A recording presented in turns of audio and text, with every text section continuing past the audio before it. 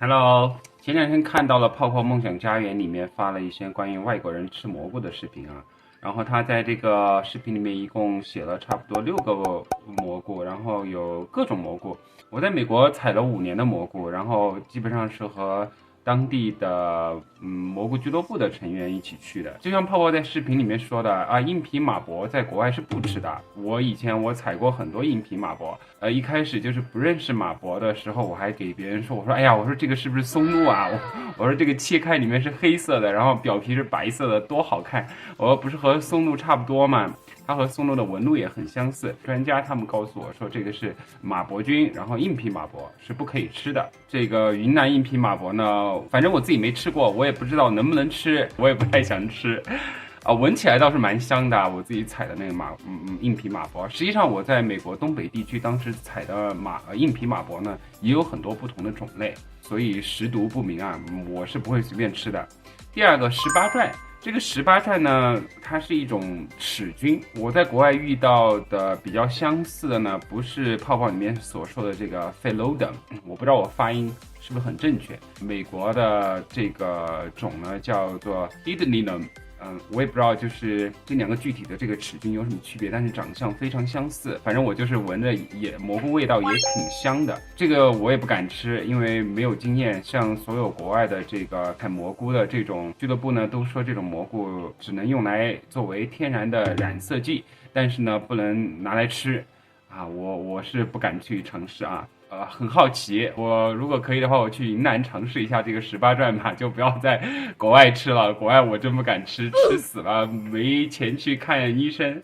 第三个是干巴菌啊，我实在不敢想象这个干巴菌在国内可以卖到2000人民币1斤啊，这个是天价的一个蘑菇啊！实话告诉你们啊，在美国干巴菌是没有人吃的，所有人遇到了干巴菌呢，都是要把它扔掉的。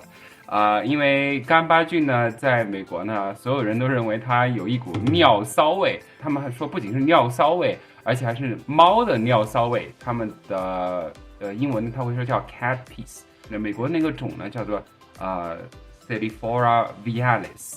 云南的这个干巴菌呢，我是没有吃过，我不知道是什么味道，但是我相信闻起来的味道都差不多。我因为知道国内有吃这个蘑菇，所以我在美国尝试了一下吧，煮的汤还蛮不错的那个味道。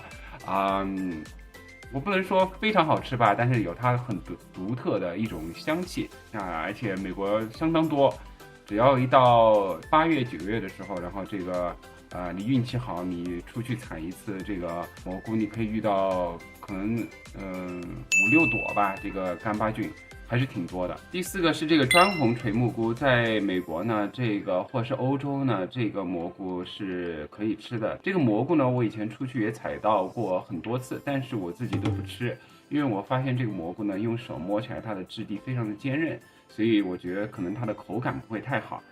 但是呢，采这个蘑菇呢，你要相当的注意。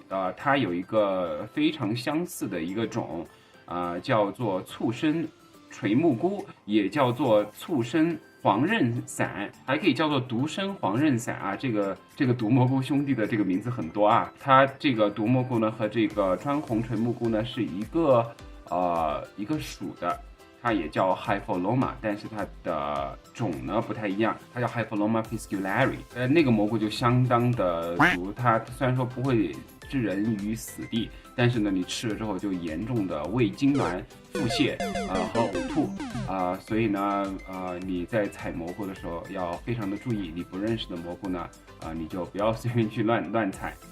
第5个呢，泡泡说的叫赭色鹅膏，我发音对了吗？在美国呢，有人吃，但是呢，我自己不吃。鹅膏属当中有和这个赭色鹅膏长得很像的蘑菇，然后如果辨认不清楚的话，可能会误食了毒蘑菇，出现神经中毒或者是肝中毒，就是鹅膏毒素嘛。我就特别怕自己中毒了，唐板板怎么办呢？没有人来救我。在美国吃过这个蘑菇的朋友们，他们说这个蘑菇的味道还挺好的，反正我是不敢尝试，你敢尝试吗？如果你遇见。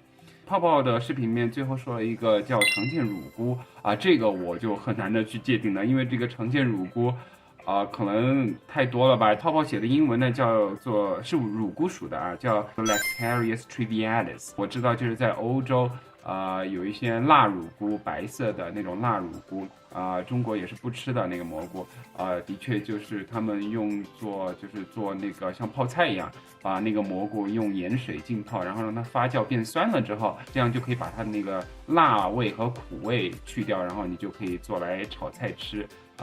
你如果没有这么好有这一口的话，我也建议不要吃，因为这种蘑菇的话，吃了有时候会中毒。我自己呢也有过亲身吃这种不明乳菇的这种经历，我以后和你们大家再分享。所以我现在有的时候吃这种野生菌的话，我自己都还是比较担心的。我其实自己最喜欢吃的还是在市场里面买的这种养殖的这种蘑菇，其实味道也挺好的。